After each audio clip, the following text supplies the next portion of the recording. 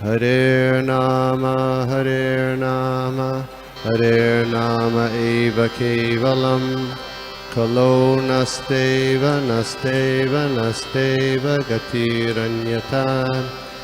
Hare Nama, Hare Nama, Hare Nama eva kevalam, Kalo nasteva, nasteva, nasteva gatiranyata.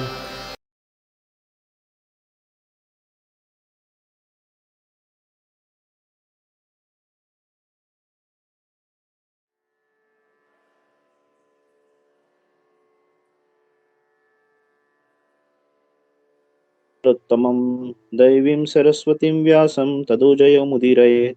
अष्टप्रायेषु भद्रेषु नित्यं भागवत सेवया भगवती उत्तमश्लोकी भक्तिर्भवती नैष्टकी। नमो विष्णुपादाय कृष्णप्रेष्ठाय भूतले श्रीमती भक्तिवेदांत स्वामिनिति नामिने नमस्ते सरस्वती देवे गौरवाणी प्रचारिणे विशेषशून्यवादी पाश्चात्य देशतारिणे।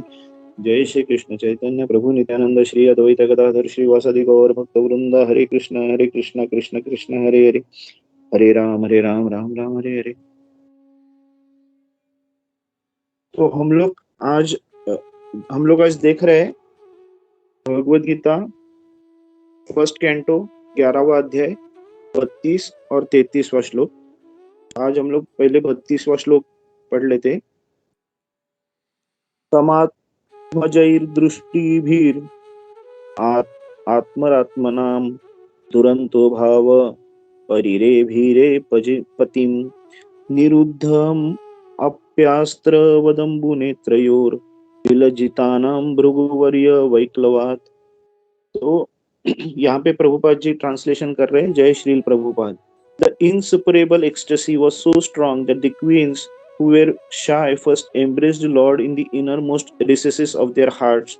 Then they embraced him visually, and then they sent their sons to embrace him, which is equal to personal embracing. But O chief amongst the Bhrigus, though they tried to restrain their feelings, they inadvertently shed tears. तो यहाँ पे मतलब प्रभुपाद जी कह रहे हैं कि जो मन से उन्होंने मतलब जब उनको भगवान को जब रानियों ने जब देखा, तो वो पहले मतलब अपने जो स्त्री के स्वभाव की तरह उन्होंने वो थोड़े से लज्जा में आ गए। फिर उनको उन्होंने भगवान को अपने मन में ही आलिंगन दिया, मन से भगवान को आलिंगन दिया, अपने हृदय से आलिंगन दिया।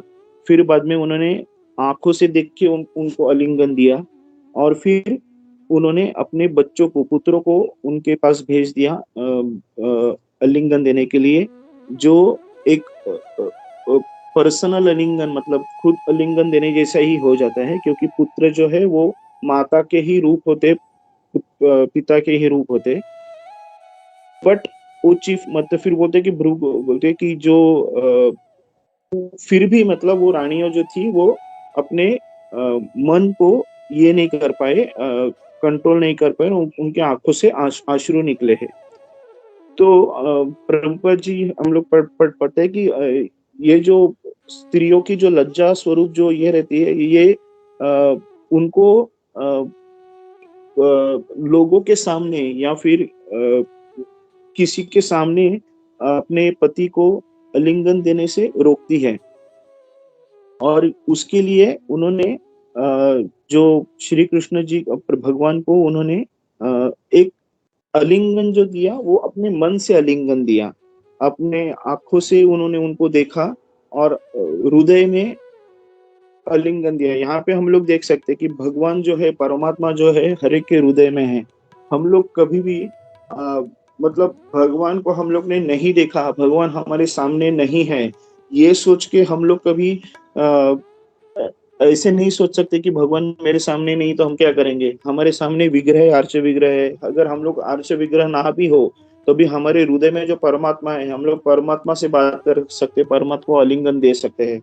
हम लोग एक्चुअली एक पर्सनल लेवल पे, हम लोग फिजिकल लेवल पे लोगों को देखना चाहते हैं, तो उसकी जरूरत नहीं। यहाँ पे प्रभुपाद जी बहुत अच्छी तरह से उन्होंने इसके ऊपर बताया है। बाद में उन्होंने बोला कि अभी उन्होंने आगे चल के मतलब प्रभुपाद जी बोल रहे हैं कि उन्होंने ये सब करने के उन्होंने उसके बाद उन्होंने अपने पुत्रों को भगवान के सामने भेजा है। और फिर उन्होंने बोला कि पुत्र ये जो रूप है अपने माँ और पिताजी का रूप है। तो जब पुत्र भगवान को या पिता को आलिंगन देते हैं तो इट इज एग्जैक्टली मतलब वो एकदम वैसे ही है जैसे कि माता उस अपने पति को आलिंगन देते हैं। और यहाँ पे ये काम भावना के आलिंगन हम लोग नहीं देख सकते। ये जो है आलिंगन है एक भौतिक लेवल से भी बहुत ऊपर है। ये उत्कट प्रेम का संबंध है। ये जो भौतिक आध्यात्मिक लेवल के प्रेम का ये है जो हम ये भौतिक वस्तु में जो हम लोग अटके हुए हैं हम लोग वो लेवल पे हम लोग का थोड़ा हम लोग को उसके ऊपर सोचना पड़ेगा और हम लोग को ये देखना पड़ेगा कि जो आध्यात्मिक लेवल पे जो उत्कट लेवल पे जो भाव रहता है उस भाव विभोर में अगर कोई आलिंगन देता है हृदय से या मन से वो एक अलग तरीके से रहता है। और फिर यहाँ पे मतलब जीव गोस्वामी बोलते हैं कि इसमें कुछ भी गलती नहीं है। ये एक ये है और ये सही है जिस तरीके से अपने हम लोग अपने भाव को एक दूसरे के साथ शेयर करते हैं। फिर हम लोग इसमें मतलब हम लोग थोड़ा सा और अंदर जाके देखेंगे कि ये जो भगवान को आलिंगन देने की जो इसके ऊपर यहाँ पे जो उन्होंने दिया है यहाँ पे हम लोग देख सकते हैं कि वो एक आसक्ति जो होनी चाहिए वो इतनी तीव्र आसक्ति होनी चाहिए कि वो तीव्र आसक्ति हमें भगवान हमारे सामने है वो एक अपने मन से हम लोग जैसे कर सकते जैसे हम लोग ने बीच में गोपी मनोहर प्रभु जी ने बीच में हम लोग को एक एग्जाम्पल दिया था कि कोई एक भक्त था जो मन से खीर बनाता था। तो हम लोग देख सकते हैं कि वो मन से खीर बनाते समय उसको चटका भी लग गया था। तो मतलब इतना हम लोग अगर ये कर सकते हैं वो आसक्ति अगर इतने तीव्र है उतना प्रेम अगर तीव्र है वो भाव अगर इतना तीव्र है उतना उत्कट भाव अगर है तो हम लोग वो हमारे सामने भगवान है ये हम लोग सोच के हम लोग भगवान को आलिंगन दे सकते हैं। और वो जो भगवान की जो रानियां थी उनमें वो भाव था। फिर उन्होंने उनके इसमें से मतलब वो जो आंखों से जब अश्रु आना है या अश्रु आना भी हम लोग देख सकते हैं कि वो कितने उत्कट रस पे पहुंचे थे कि भाव विभोर का वो जो रस था उस रस से उनके आंखों से अश्रु निकले थे। हम लोग अभी 33rd इस पे जाते हैं। यद्यप्यसौ पार्श्वगतो रहौगत तथापि तस्यां गिरियुगं नवम नवम पदे पदे का विरमेत तत्पदास चलापि यच्छिन्न जहाति कहिंचित। Although Lord Krishna was constantly in their sides as well as exclusively alone, his feet appeared to them to be newer and newer. The goddess of fortune, although by nature always restless and moving, could not quit the Lord's feet. So what woman can be detached from those feet having once taken shelter of them? तो फिर प्रभुपाद जी ने यहाँ पे मतलब ये बोला था condition living beings are always after the favour of goddess of fortune. मतलब हम लोग देखते हैं कि भौतिक जो लोग हैं वो सिर्फ लक्ष्मी के पीछे है। लक्ष्मी को पाने के लिए वो क्या क्या नहीं करते। मतलब भौतिक लेवल पे गलत तो काम करते भी है लेकिन वेदों का सहायता लेके ये करते हैं लेकिन वो सिर्फ लक्ष्मी को पाने के लिए धन पाने के लिए करते हैं। उनका जो लक्ष्मी का जो पति है नारायण उनके प्रति उनको कोई भी आसक्ति नहीं रहती उनके प्रति उनको कोई भी प्यार नहीं रहता है। तो अगर हम लोग वैसे करेंगे तो कैसे हम लोग मतलब नारायण को हम लोग पा कैसे सकते हैं क्योंकि लक्ष्मी खुद कितनी भी चंचल क्यों ना हो वो एक बार श्री कृष्ण भगवान के चरणों में एक बार चली जाती है तो वो जो प्यार है वो जो भगवान के चरणों के प्रति जो उनको जो लगाव है उससे वो कभी भी दूर नहीं जा सकते। अगर हम लोग भौतिक चीजों से अगर हम लोग थोड़ा सा सोचेंगे तो आज के युग में या कभी भी कोई स्त्री उसका पति कितना भी सुंदर हो या पति मतलब कोई पति है, उसकी पत्नी कितनी भी सुंदर हो, थोड़े दिनों के बाद उनको उस चेहरे से परेशानी हो जाती है, वो बोर हो जाते हैं और फिर नया चेहरा ढूँढना चालू कर देते हैं। ये आज के भौतिक युगों के कली युग में हम लोग ये बहुत देखते हैं और ये तो मतलब आम बात हो गई है। तो ये सबसे गलत और बहुत एकदम भद्दी चीज़ होने के बावजूद ये बहुत आम चीज़ हो गई है। और यहाँ पे हम लोग आध्यात्मिक लेवल पे देख रहे हैं कि अ, वो जो श्री कृष्ण के जो पैर है, भगवान के जो पद है, वो पद उनको हर रोज़ नए लगते हैं। हर बार वो जब भी देखते हैं तो उनको नए लगते हैं क्योंकि वो इतना प्यार है, उतना उत्कट भाव है कि वो भाव से हम लोग को कंटीन्यूअस वो चीज़ नई नहीं लगती है। जैसे बीच में मैंने अमरेंद्र प्रभु जी का एक लेक्चर सुना था, तो वहाँ पे उन्होंने बताया था कि राधा और कृष्ण का जब भी मिलन होता था, जब भी वो मिलते थे, तो उनको हर हर बार कृष्ण को राधा सुंदर-सुंदर लगती थी। हर बार उसको लगती थी कि कल मैंने राधा को देखा था, उससे आज राधा ज़्यादा सुंदर है। वैसे ही राधा जब भी श्री कृष्ण को देखती थी, बोलती थी, "कल मैंने रा कृष्ण को जो देखा था, उससे आज कृष्ण ज़्यादा सुंदर है।" तो ये जो हम लोग ये जो आध्यात्मिक लेवल पे या स्पिरिचुअल लेवल पे ये जो एक्सटेसी हम लोग जो देखते हैं, ये एक बहुत उच्च उच्च स्तरीय है कि ये जो प्यार है, ये जो मतलब हम लोग भगवान के प्रति का जो हम लोग का जो प्यार इतना मतलब ना पागल करने जैसा प्यार है कि हम लोग उसके अलावा एक बार हम लोग उनको उससे प्यार एक बार अगर हो गया तो हम लोग उनको कभी छोड़ ही नहीं सकते, हम लोग छोड़ने का मन ही नहीं करेंगे। लेकिन अगर अगर हम लोग को वो भगवान से प्रति प्यार नहीं है और हम सिर्फ भौतिक चीज़ों के पीछे लग गए, लक्ष्मी के पीछे लग गए, तो फिर हम लोग वो भगवान का प्यार डेफ़िनेटली खो देंगे। फिर यहाँ पे हम लोग को मतलब वो देखना है कि हम लोग अपने मन को वश में कैसे कर सकते हैं। जैसे हम लोग ने बहुत बार देखा है, हम लोग बहुत बार सुन चुके हैं कि बुद्धि जो है, उसने मन को वश में रखना चाहिए और मन ने अपने इंद्रियों को वश में रखना चाहिए। लेकिन भौतिक जगहों में हम लोग देख रहे हैं कि अपने इंद्रिय जो है, वो अपने मन को काबू कर रहे हैं और मन आखिर में बुद्धि को काबू में कर रही है। फिर बुद्धि क्या कर रही है? बुद्धि ऐसा हर चीज़ वही करती है जिससे मन और इंद्रिय खुश हो।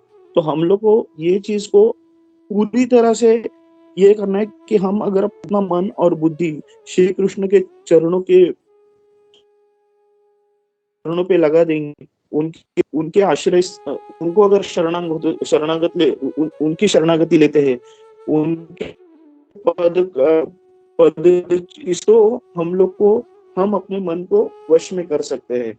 हम लोग को देखना है कि आज इंद्रिय जो मन है, वो इंद्रिय भोग के पीछे इतना पागल है, विषयासक्त हो गया है कि वो प्राजल्प में अटक गया है। गलत-गलत चीज़ों के प्रति आकर्षित हो रहा है। गलत मूवीज़ देखना, गलत चीज़ों को देखते बैठना, गलत चीज़ सुनते बैठना और उसको मतलब गॉसिपिंग सुनते बैठना और उसको मन को ये चीज़ अच्छी लगती है क्योंकि वो जो इंद्रिय को अच्छी लगती है और इंद्रिय उस मन को इस तरह कंट्रोल कर रहे हैं कि मन को फिर अपना जो रियल डेस्टिनेशन है, उसकी कुछ भी उनको उसको जानकारी नहीं रहती है और फिर वो जो आत्मा है, वो भोगतना शुरू कर देती है क्योंकि बुद्धि और मन जो है, वो श्री कृष्ण के चरणों से निकल चुके हैं और वो सिर्फ विषयासक्त हो चुके हैं।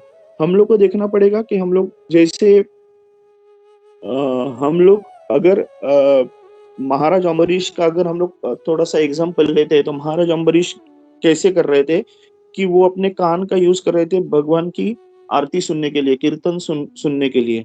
वो जो ज़बान था, अपना मुँह था, उसका यूज़ वो कैसे कर रहे थे? भगवान की आरती गाने के लिए, भगवान का प्रसाद खाने के लिए।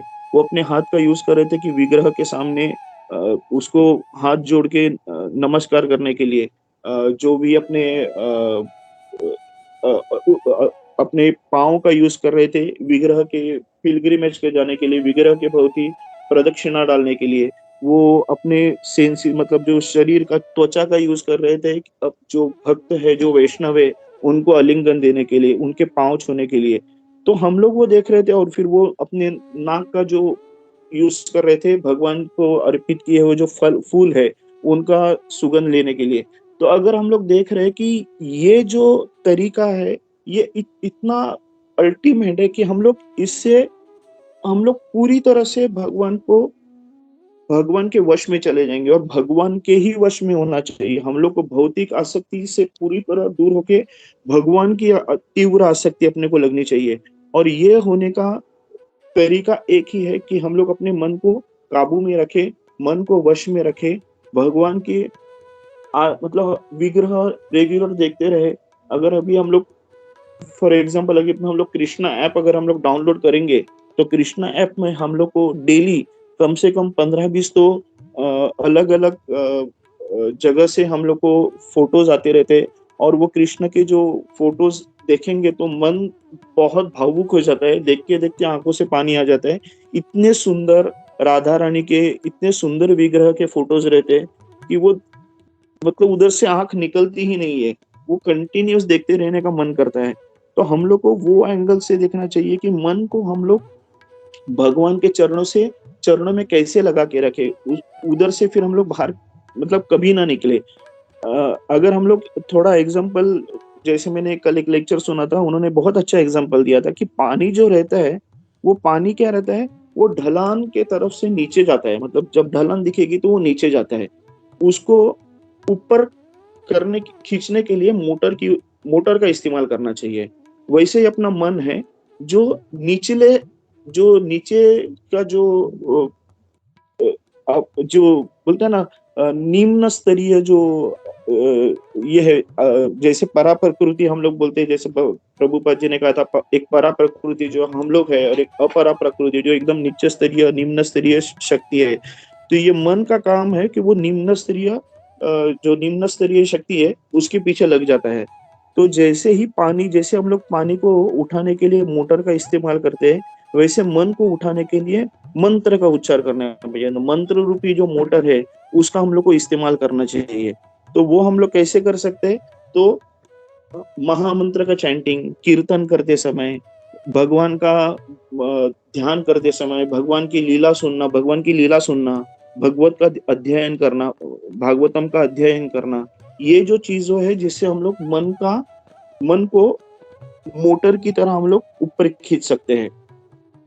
अभी हमारे पास मंत्र का मीनिंग है मन को जो त्रायता है, जो मन को है, जो मन को ऊपर उठाता है, मन को भगवान के चरणों में लेके जाता है, उसको मंत्र कहते हैं। हमारे पास है मतलब हम लोग तो प्रभुपाद जी के कितने महाप्रभु की कितनी शुक्रगुजार ने हम लोग को तो महामंत्र दिया है, हरे कृष्णा कृष्ण कृष्ण हरे हरे, हरे राम राम राम हरे हरे। इतना सुंदर महामंत्र हम लोग को दिया है कि अगर हम लोग उसका उच्चारण करते आपको एक बोलते हैं ना, शरीर पे एक अलग से रोमांच आना शुरू होता है कि जैसे हम लोग एक बार उच्चारण करेंगे तो आंखों से पानी आ सकते हैं। वो इतना पावरफुल मंत्र है कि वो हम लोग कि 16 से कितना भी ज्यादा में आला करेंगे ना तो भी मन कभी उसे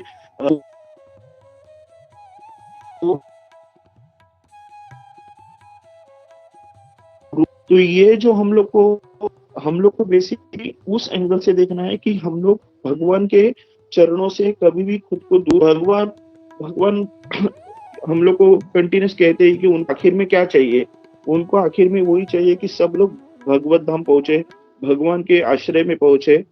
और ये भगवान का जो इच्छा है उसके लिए भगवान हमें हर बार हमसे इतना प्यार करते हैं, हमको इतना प्रेम देते हैं कि हम लोग वो प्रेम भूल जाते हैं और हम लोग भौतिक चीजों के प्रति आकर्षित हो जाते हैं। तो हम लोग को ये करना है कि मन को काबू में रखना है। जैसा 6ठे अध्याय के 5वें श्लोक में भगवत गीता में हुआ है, उद्धरेदात्मनात्मानम् अवसादयेत् आत्मैव हि आत्मनौ बंधुर आत्मैव रिपुरात्मना। तो उसका भी मीनिंग ये है कि one must deliver himself with the help of his mind and not degrade himself. The mind is the friend of the conditioned soul and the enemy as well. तो अगर हम लोग मन को अपने काबू में नहीं रखेंगे तो मन अपना बहुत बड़ा शत्रु हो जाएगा, और अगर हम लोग मन को अपने काबू में रखेंगे तो मन अपना बहुत अच्छा दोस्त बन सकता है। तो आगे के श्लोक में भगवान ने भी यही कहा है कि बंधुरात्म बंधुरात्मात्मनास्तस्य येनात्मवात्मना जितः अनात्मनस्तु शत्रुत्वे वर्तितात्मैव शत्रुवत्. For him who has conquered the mind is best of friends, but for one who has failed to do so, his mind will remain the greatest enemy. तो ये 5 और 6 में भगवान ने ये क्लियरली कहा है कि अगर मन को हम लोग ने अपने काबू में रखा तो मन अपना बहुत अच्छा दोस्त बन सकता है, लेकिन अगर हम मन के वश में हम लोग चले गए और मन अपने को अगर काबू में रखना कर मन अपने बुद्धि को काबू में रखने लगा तो मन अपना सबसे बड़ा दुश्मन हो जाएगा. तो ये हम लोग को ये चीजों को अच्छी तरह से ध्यान रखना है कि हम लोग को मन को है हमारी बुद्धि से कंट्रोल करना चाहिए, मन को बुद्धि ने कंट्रोल करना चाहिए और मन ने इंद्रियों को कंट्रोल करना चाहिए. फिर बुद्धि मन को कैसे कंट्रोल करेगी? तो उसके लिए बुद्धि को हम लोग को भगवत अध्ययन, कीर्तन, अच्छे प्रभुपाद जी के अच्छे किताब, बाकी के हम लोग भगवत गीता, इससे हम लोग जो है न्यूट्रिशन जो है वो बुद्धि को अगर हम लोग देंगे तो बुद्धि जो है वो एक सही तरीके से, सही मायने से बुद्धि इतनी स्ट्रांग हो जाएगी और इतनी अच्छी लेवल पे रहेगी कि वो फिर कंट्रोल मन को अच्छी तरह से करेगी. अगर मन को किसी गलत बुद्धि ने कंट्रोल किया, मतलब बुद्धि में अगर कुछ गलत चीजें है, राजसिक तामसिक अगर कुछ शक्तियां है, उसमें अगर बुद्धि में ऐसी चीजें अगर कुछ चली गई रहेगी तो फिर बुद्धि मन को क्या कंट्रोल करेगी? लेकिन बुद्धि को अगर हम लोग भगवत अध्ययन, भगवत गीता और कीर्तन और साधु संघ का एसोसिएशन, ये अगर हम लोग देंगे तो बुद्धि अपनी धुष्ट पुष्ट हो जाएगी, अच्छी खासी हो जाएगी और फिर वो बुद्धि मन को अच्छी तरह से कंट्रोल करके मन से अपने इंद्रियों को कंट्रोल करेगी. तो हम लोग को ये देखना है कि हम लोग गलती से भी विषयासक्त न हो. हम लोग को जो 4 रेगुलेटरी प्रिंसिपल्स दिए वो तो फॉलो करने ही है. अच्छी तरह से भगवत कीर्तन करते रहना है, अच्छी तरह से अपने को माला जपते रहना है और कंटिन्यूअस साधु संघ के एसोसिएशन में रख के अपने मन और बुद्धि को श्री कृष्ण के चरणों में रख के श्री कृष्ण की प्रार्थना करती रहनी चाहिए, श्री कृष्ण के आश्रय में रहते रहना चाहिए और भगवत अध्ययन करके, भागवतम अध्ययन करके भगवान के प्रति अपना स्नेह और प्यार दिन ब दिन बढ़ाते रहना चाहिए. तो आज के जो श्लोक में मैं इतना ही कह सकता हूँ. अगर मुझसे कुछ गलती हो गई रहेगी तो प्लीज माफ कीजिए प्रभु जी, माता जी. हरे कृष्णा, दंडवत प्रणाम.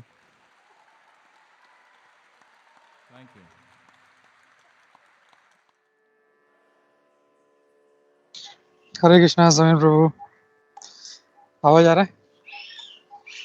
हाँ प्रभु जी, आ रहे हैं. या प्रभु थैंक यू. बहुत अच्छा क्लास था वैसे. बहुत यानी प्रैक्टिकल एग्जांपल्स भी दिया कि अगर मन को कंट्रोल करना है तो एग्जांपल्स वगैरह, जो श्लोका कोटिंग रेफरेंस, मतलब ऐसे कि आपका एज मतलब in the sense in Krishna consciousness देखते हुए this was really very wonderful class प्रभु. थैंक यू प्रभु, ऐसे keep progressing. Hare Krishna. Thank you प्रभु जी, thank you very much.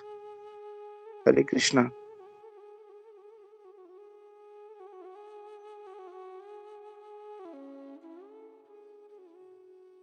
Hare Krishna Sameer Prabhu. First of all thank you so much Sameer Prabhu, बहुत बढ़िया आपका क्लास था प्रभु. जैसे कि आपने शुरू में वो आलिंगन के ऊपर आप बात की है प्रभु. जैसे कि हम वो आलिंगन जैसे आपने बोला तो वही सीधा याद आया कि हम लोग पहला जैसा जगन्नाथपुरी में जब जगन्नाथ जी का रथ खींचते थे तो हम लोग को जगन्नाथ जी को आलिंगन करने को वगैरह मिलता था. तो वही एक याद आ रहा था प्रभु. एंड अमेजिंग, जैसे कि आपने वो ढलान का जैसे कि पानी जब जाता है तो नीचे की ओर जाता है तो उसको हमको मोटर के द्वारा ऊपर खींचना पड़ता है. तो उसी तरह हमारा जो मन है वो मतलब जो नीचे की ओर ही जाएगा और हमको मंत्र, जो मोटर मंत्र है उससे द्वारा हमको उसको ऊपर खींचना है. दैट वाज आल्सो अमेजिंग प्रभु. तो बहुत बढ़िया. और एंड जैसे एंड में आपने किस तरह हमारे मन को कंट्रोल करना है and you are giving the practical example प्रभु. जिस तरह आप जब करते हैं और योर रियलाइजेशन मतलब जो है आप उस वही आप बता रहे थे अपने मतलब क्लास में. तो दैट वाज अमेजिंग प्रभु. हरे कृष्णा। श्रील प्रभुपाद की जय। थैंक यू प्रभु जी, थैंक यू वेरी या मच। हरे कृष्णा। या हरे कृष्णा प्रभु। वो रियली वो जो मोटर वाला एग्जांपल था, it was really very nice, क्योंकि हम लोग देखते हैं पानी जो है हमेशा नीचे की तरफ उसका टेंडेंसी है जाने का। तो हमारा माइंड भी जो है इन जनरल, जो भौतिक लोग हैं हम जैसे, तो हमारा मन जो है हमेशा इंद्रिय तृप्ति और नीचे की जो तुच्छ जो भोग है उसके पीछे भागते हैं। तो उसको ऊपर लाने के लिए मोटर लगाना पड़ेगा, और ये मोटर जो है कोई छोटा मोटा मोटर हाफ HP या 1 HP का नहीं चलेगा, कई हजार HP का मोटर चाहिए। And that is nice association of devotees और रीडिंग। तो ये अगर हम लोग मोटर लगा के रखेंगे तो हमारा जो मन का जो पानी नीचे की तरफ दौड़ रहा है, that will start going up. So that was a very nice crude example bro. Thank you. Hare Krishna. Thank you प्रभु जी, thank you very much. Hare Krishna. Hare Krishna. Sameer Prabhu दंड प्रणाम। जय जय। हम बहुत बहुत ही बढ़िया क्लास था प्रभु। और जैसे अभी गोपीमोहन प्रभु, सर्वगिरि दयाल प्रभु बता रहे थे, आपने बहुत अच्छी तरह से कनेक्ट मतलब बहुत अच्छी तरह से कनेक्ट किया इस श्लोका को, और मतलब महाराज अम्बरीश का वगैरह उदाहरण दिया। क्योंकि काफी टाइम हम लोग क्या कहते हैं, अपने सेंसेस को कभी भी इग्नोर करते हैं। हम लोगों उनको कंट्रोल करने के बारे में कोई सोचते भी नहीं। हमको लगता है कि अपने आप हो जाएगा, बट आपने जैसे समझाया कि we have to work on it, वो अपने आप नहीं होगा। भले ही हम जपा करें, भक्तों का संग करें, एट द सेम टाइम हमको मतलब इन बैक ऑफ माइंड याद रखना है कि सेंसेस को हमको we have to engage, and by engaging वो कंट्रोल में रहेंगे। तो बहुत अच्छी तरह से आपने समझाया। Thank you so much. Hare Krishna. दंडवत। हरे कृष्णा प्रभु जी, दंडवत प्रणाम। थैंक यू वेरी मच प्रभु जी। हरे कृष्णा प्रभु जी। समित प्रभु दंडवत प्रणाम। बहुत बहुत बहुत बहुत अच्छा क्लास है प्रभु जी। और जैसे अभी वो एग्जाम्पल सर्वोदय गिरजाई प्रभु गोपीमोहन प्रभु जी ने बताया प्रभु जी, वो एग्जाम्पल वो बहुत अच्छा है। और सेकंड थिंग, आप जैसे बोल रहे थे कि महामंत्र के बारे में, जब भी हम लोग महामंत्र बोलते हैं कि तो आंख में से पानी आना चाहिए, तो प्रभु जी वो एग्जाम्पल जो आप बता रहे थे प्रभु जी कि महामंत्र का वैल्यू क्या है एक्चुअली, हम लोग को वो जानना चाहिए प्रभु जी। हम लोग को इजीली मिला है। तो अगर गुरु महाराज तो श्री प्रभुपाद गौरव महाप्रभु, तो उसका वैल्यू जब तक हम लोग रियलाइज नहीं करेंगे तब तक आंखों में से पानी आना, तो हम लोग को we have to do practice प्रभु जी। हरे कृष्णा प्रभु जी, बहुत अच्छा क्लास था, और वो पॉइंट मुझे बहुत अच्छा लगा महामंत्र का। हरे कृष्णा देव। थैंक यू प्रभु जी। हरे कृष्णा।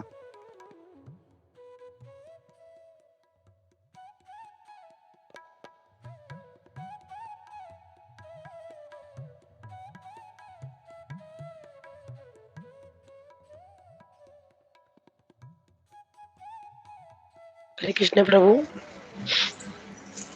हरे कृष्णा माता जी। प्रभु बहुत ही अच्छा क्लास था, और इतना अच्छा लगा कि आपने जो इतने टाइम में पूरा कवर कर दिया और इतने सारे पॉइंट्स बताए।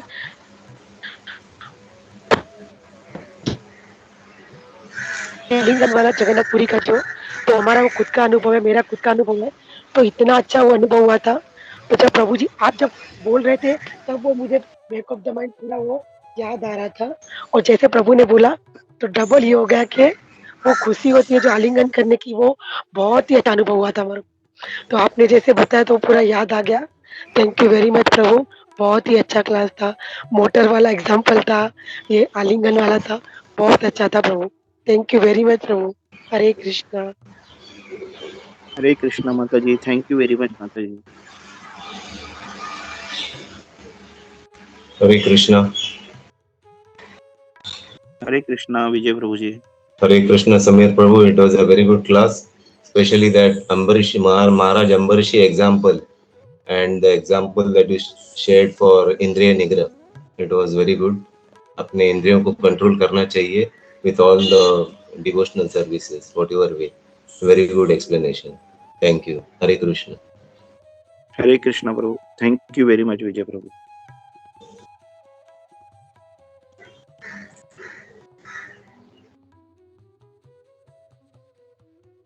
हाँ अपर्णा माता जी, कुंजेश्वरी माता जी। हाँ प्रभु, आपका क्लास बहुत वंडरफुल क्लास था, बहुत सुंदर, बहुत अच्छा पॉइंट था, एग्जाम्पल्स था। Thank you so much. Hare Krishna, दंडवत प्रणाम। थैंक यू माता जी, थैंक यू वेरी मच। दंडवत प्रणाम। Very nice. थैंक यू ना माता जी, thank you very much. Hare Krishna प्रभु, सच में आपका क्लास बहुत अच्छा था। सारे पॉइंट बहुत अच्छे थे। आपने भगवान के चरण कमलों के बारे में बोला, तो कोई भगवान की जो पत्नियां है वो भी पहले उनके चरण कमल देखती है, और भगवान को देखने का वही सही तरीका होता है कि पहले उनके चरण कमल को देखना। हमेशा वही बोलते हैं। हरे कृष्णा। थैंक यू कुंजेश्वरी माता जी, thank you very much. Hare Krishna.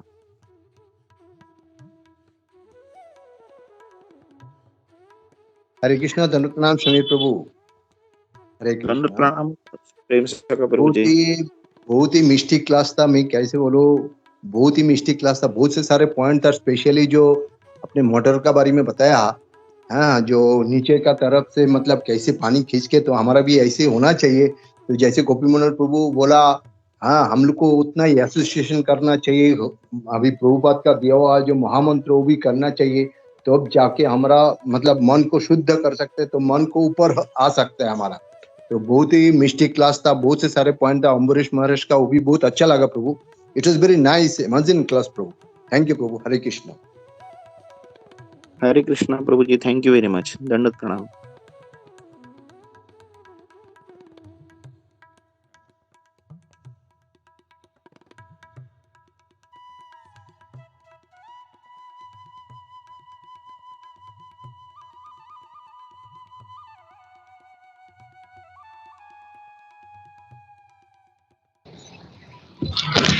Hare Krishna प्रभु जी, दंडवत प्रणाम आपको और सभी भक्तों को। धन्यवाद प्रभु जी, आपने इतना जो प्रैक्टिकल रूप में इतना अच्छा समझाया, और मंत्र के बारे में भी आपने पूरा उसका विश्लेषण किया, और हम लोग को कैसे बुद्धि को सही जगह लगानी है, सही तरह उसका निर्णय लेना है, उसके बारे में आपने समझाया प्रभु अंत में। धन्यवाद प्रभु जी, आपने बहुत अच्छा प्रवचन दिया, समझाया सुबह। थैंक यू प्रभु। हरे कृष्णा, दंडवत प्रणाम आपको और सभी भक्तों को। थैंक यू प्रभु जी। हरे कृष्णा, दंडवत प्रणाम।